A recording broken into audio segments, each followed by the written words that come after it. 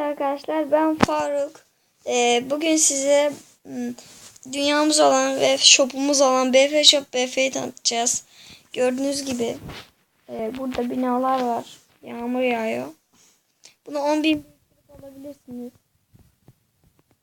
Evet, tavsiye ediyorum, çok güzel. Yanına güneş de alın arkadaşlar. Güneş böyle çıkıyor. Güzel oluyor yani. Şöyle atları gezelim.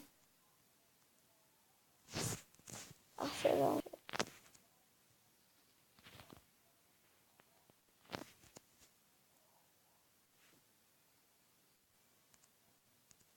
Gördüğünüz gibi herkes diyor.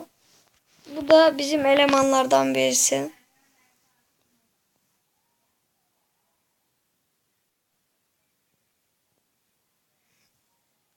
Şaka yaptım şu anda arkadaşlar. Önemli değildi.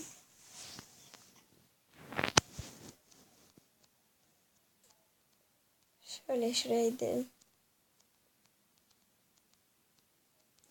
Gördüğünüz gibi burada sürpriz bir şey var.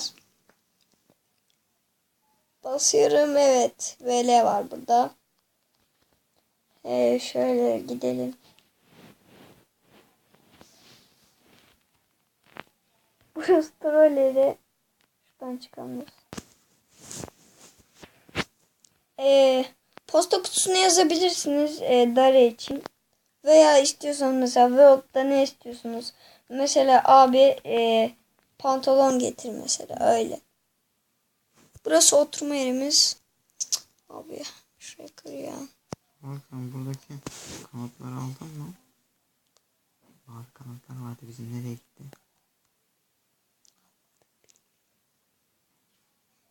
Evet, şöyle gezelim.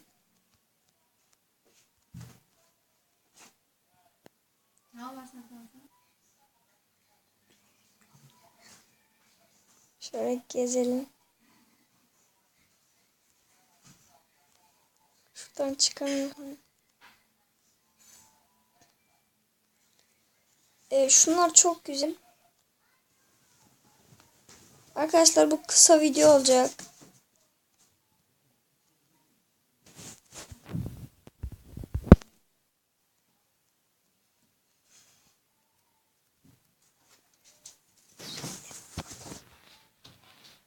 Evet, şöyle gezelim.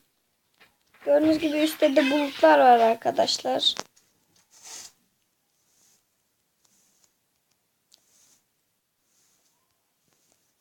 Bir önceki videoda Diamond kanadım vardı.